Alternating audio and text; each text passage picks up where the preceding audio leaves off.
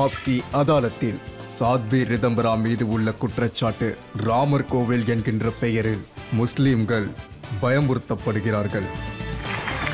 ரிதம்பராஜி பத்ருதி அஜ்மல் அசாமோட பெரிய leader. Muslims அவரை மதிக்கிறாங்க.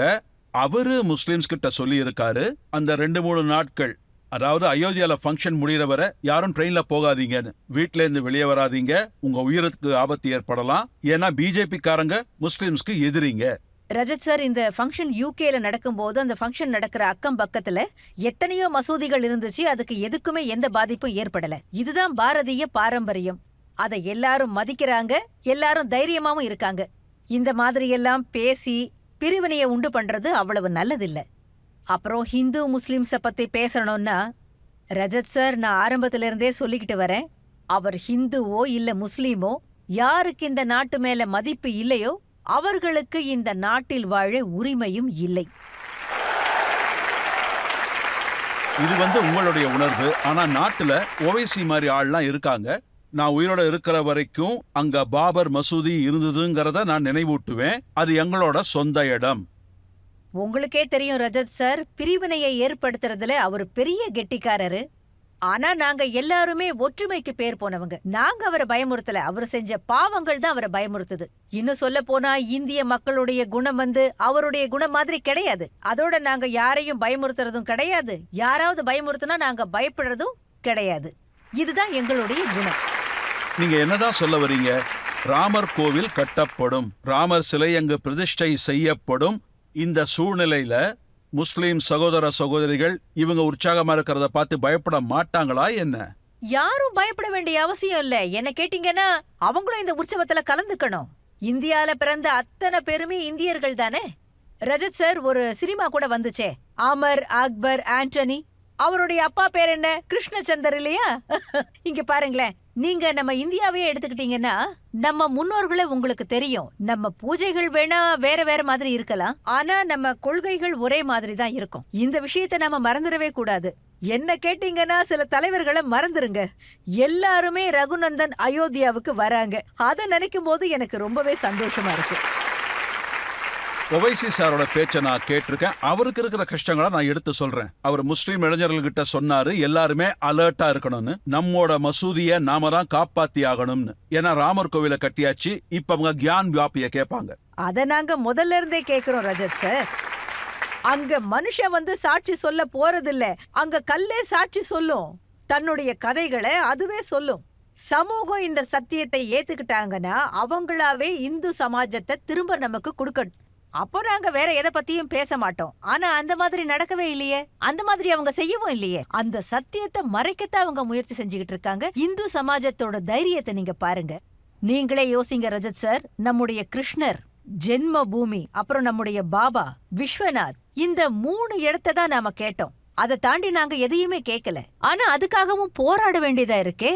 நீதிமன்றத்துல எல்லா விவாதங்களும் நடந்திருக்கு. அங்கிருந்துதான் முடிவும் வந்தது. அதுக்கப்புறம் தான் நாங்க கோவில் கட்டவும் முடிவெடுத்தோம். எப்போ எங்களுக்கு உத்தரவு கிடைச்சதோ அதுக்கப்புறம் தான் நாங்களும் இறங்கணும். அதனால நீங்களும் ஒரு தடவை யோசிச்சு பார்க்கணும். எவ்வளவு பெரிய சமூகம் உங்களை எதிர்த்து நிக்குது. அந்த தைரியத்துக்கு நீங்க மரியாதை கொடுங்க. இப்பவாவது யோசிங்க. நீங்களே பாருங்க ரஜத் சார், அந்த இடத்தோட அடிவாரத்தை நாங்க தொட கூட கிடையாது. ராமர் பிறந்த இடத்துல ஸ்தாபிதம் பண்ணி அந்த இடத்துலதான் நாங்க பூஜைகளை நடத்திக்கிட்டு வரோம். அதான் நம்ம பாரம்பரியம். லட்சக்கணக்கான மக்கள் போய் அந்த இடத்தை வணங்கிட்டு திரும்ப வராங்க. நாங்க யாருக்கிட்டையும் அநியாயமா நடந்துக்கல ரஜத் சார். இது மொத்த உலகத்துக்கும் தெரியும். இந்துக்களுடைய குணம் எல்லாருக்கும் தெரியும். ஆனா அவனுடைய மௌனத்தையும் அவன் அமைதியா இருக்கிறதையும் நீங்க அவனை கோழன்னு நினைச்சிடக்கூடாது. அதுதான் தவறு, அது சரியும் கிடையாது. நாங்க ரிஷி முனிகளை நண்பர்களா பார்த்திருக்கோம், மரியாதையும் கொடுத்திருக்கோம். எல்லாரையும் பாதுகாக்க, எல்லாரையும் ஒன்னா இணைச்சு வைக்க நாங்க தான் கத்து கொடுத்தோம். இரக்கம் எங்களுடைய இதயத்திலேயே இருந்திருக்கு. ஆனா இவங்க அந்த இரக்கத்தை கோழத்தனம்னு தப்பா நினைச்சிருக்காங்க. அதுதான் பெரிய தவறு. இன்னைக்கு ஹிந்து விழிச்சுக்கிட்டான், நிமிர்ந்து நின்னு தன்னுடைய அதிகாரத்தை கேக்குறான், தன்னுடைய கடமைகளை மறக்காம செய்யறான். நாங்க இந்தியாவில அமைதியை விரும்புறோம். இந்த அமைதி எப்ப கிடைக்கும்? நீங்க எங்களோட அதிகாரத்தை கொச்சப்படுத்த கூடாது. நாங்க பெருசா எதுவுமே கேட்கலையே ரஜத் சார். மத்தவங்க சந்தோஷப்பட நாங்க துன்பங்களை அனுபவிச்சிருக்கோம். எங்கள் தாய் பாரதியின் கைகள் வெட்டப்பட்டதை நாங்க பார்த்திருக்கோம். இந்த பிரிவினை இருக்கே, இது எதுக்காக இருக்கு? இது என்ன பிடிவாதம்? இந்த பிரிவினைக்கு நாங்க சமாதானத்தை தேடணும். ஏன்னா எங்களுக்கு அமைதி வேணும். ஆனா பொறுத்துக்கிறதுக்கும் ஒரு எல்லை உண்டு. அந்த எல்லை தான் இப்போ எல்லைய மீறி. நீங்க என்ன சொல்றீங்க? இந்து இப்ப விழிச்சுக்கிட்டாங்களா? மதுரா காஷிக்காக போராட்டம் நடக்குமா? இல்ல, அதுக்கெல்லாம் அவசியமே இல்ல. அயோத்தியாவுக்காகத்தான் நாங்க போராட்டமே நடத்தணும் ரஜத் சார். ஏன்னா சாட்சி பூமிக்கு அடியில மறைக்கப்பட்டிருந்தது. ஆனா காசி விஸ்வநாத்ல இருக்கிற நந்தி மேல தலைய காட்டிக்கிட்டே இருக்கு. நீங்க என்ன வேணாலும் காரிடோரை கட்டிக்கோங்க, ஆனா போலே பாபா அங்கதான் இருக்கிறாரு. அதனால அங்க சாட்சி கண்ணுக்கே தெரியுது.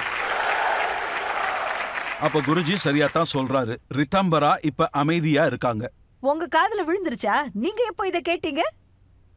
அவர் சொன்னதை நான் கேட்டிருக்கேன். அது எங்களுடைய லட்சியத்தை நாங்க அடைஞ்சிட்டோம்னா 24 மணி நேரமும் பொங்க வேண்டிய அவசியம் இல்ல. யாராவது சவால் விட்டாதான் நாங்க பயந்தாங்கோலி இல்லன்னு நிரூபிக்க வேண்டியிருக்கோம். நாங்க எங்க அதிகாரத்துக்கான போராட்டத்தை தான் இங்க நடத்தணும். நான் உங்ககிட்ட சொன்ன மாதிரிதான், நாங்க கோபுரம் கட்டப்படலன்னு மக்கள் சொன்னாங்க. நாங்க சொன்னோம் 500 வருஷமா ரிஷிமுனிகள் தவம் இருந்திருக்காங்க. அவங்க இருந்த தவமே ஒரு கோபுரம்தான். அதோட அவங்களுடைய தைரியம் அதுதான் கலசம். அதனுடைய கர்ப்ப கிரகம்தான் அவங்களுடைய கடுமையான உழைப்ப காட்டுது. இது எல்லாத்தையும் தாண்டிதான் நாங்க வந்திருக்கிறோம். குரு சொன்னாரு, உன்னுடைய கடமையை நீ கரெக்டா செய்யினாரு.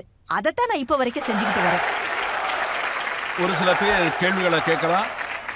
கொஞ்ச நேரத்துக்கு முன்னாடி தான் நீங்க சொன்னீங்க ஒவ்வொரு ஹிந்துவும் 4 குழந்தைங்களை பெத்துக்கணும்னு சொன்னீங்க. இந்த மாதிரி சொல்றது சரியா என்ன? சரியாதான் சொன்னேன். எது வரைக்கும் சமுதாயத்துல சில விஷயங்களை சீர் செய்யப்படலையோ, அதாவது ஜனத்தொகை குறைஞ்சுகிட்டே போச்சுன்னா நம்ம நாட்டுடைய நிலைமை என்ன ஆகும்? அதோட இந்தியர்கள் 35 வயசுக்கு முன்னாடி கல்யாணம் பண்ணிக்கிறது இல்ல. அப்புறம் எந்த வயசுலதான் இவங்களுக்கு குழந்தைகள் பிறக்கும்? அப்புறம் நம்ம பாரம்பரியத்தை யார் காப்பாத்துவாங்க? நான் சொன்னதுல பாதியதான் நீங்க சொல்லிருக்கீங்க. நான் முதல்ல சொன்னது பாப்புலேஷனுக்குன்னு சட்டத்தை கொண்டு வாங்க. அப்படி கொண்டு வரலன்னா இந்தியர்களும் 4 குழந்தைகளை பெத்துக்குவாங்க. இங்க பாருங்க, இப்ப நீங்க சொன்ன இந்த விஷயம் வேற மாதிரி போகுது. அதாவது முஸ்லிம்ஸ் அதிகமா குழந்தை பெத்துக்கிறாங்கிறதுனால இந்துவும் அதிகமா பெத்துக்கணுமா? கண்டிப்பாங்க. இந்துக்களோட பாப்புலேஷனும் அதிகமானா என்ன ஆகும்? காஷ்மீர்ல இந்துக்கள் அவமானப்படுத்தப்பட்டு விரட்டப்பட்டாங்க. சொந்த வீட்டை இழந்துட்டு வந்தாங்க. வியாபாரங்களை எல்லாம் விட்டுட்டு ஓடி வந்தாங்க. இன்னைக்கும் இந்தியாவுல பல இடங்கள்ல அவங்க வாழ்ந்துகிட்டு இருக்காங்க. எங்கெங்கயோ விருப்பப்படாமலே அவங்க வாழ்ந்துகிட்டு இருக்காங்க. எங்க போய் அவங்க தங்குனாங்களோ அங்கேயும் விரோதிகள் அவங்கள குத்தி எடுத்தாங்க. இதுக்கெல்லாம் என்ன காரணம்? பாப்புலேஷன் தானே காரணம். அதனால இந்த சத்தியத்தை மறைக்க முடியாது. இன்னொரு விஷயம் என்னன்னா, நம்மளுடைய பாரம்பரியம் வளரணும்னா நம்ம குழந்தைகளை தாராளமா பெத்துக்கலாம். எனக்கு ஒண்ணு சொல்லுங்க ரஜத் சார், இல்லனா இந்த நாட்டுக்குள்ள சட்டங்கள் ஒரே மாதிரியா இயங்கணும். பாப்புலேஷனை கண்ட்ரோல் பண்ண பாருங்க. இல்லனா நான் இப்ப என்ன சொன்னனோ அது நடந்தாகணும். இப்ப நீங்க என்ன நினைக்கிறீங்க? மோடி மேனிஃபெஸ்டோல சொன்ன மாதிரியே கோவில கட்டிட்டாரு, 370 நீக்கிட்டாரு. இப்ப அடுத்த நம்பர். கண்டிப்பா நானும் அதைத்தான் எதிர்பார்க்கிறேன். நான் விரும்புறதும் இதுதான். நம்ம நாட்டுல கோவில்களுக்கு விடுதலை கொடுங்க. நாட்டுக்குள்ள பாரம்பரியத்தை அழிக்காம அதை காப்பாத்திக்கிட்டு வாங்க. இந்த நாட்டுல வாழறவங்க யாரும் எந்த மதத்தை பார்த்தும் பயப்படக்கூடாது. ஜாதி மதத்துக்குள்ள எந்த வேறுபாடும் வரக்கூடாது. எல்லாரும் எல்லாருக்கூடையும் ஒரே மாதிரி நடந்துக்கணும். நியாயமும் சட்டமும் ஒரே மாதிரி இருக்கணும். இப்ப முடியலன்னா 2024ல மறுபடியும் நாங்க தான் உங்களை பிஎம்மா உட்கார வைக்க போறோம். இப்ப முடிக்காத வேலைகளை அப்ப நீங்க முடிச்சு கொடுங்க.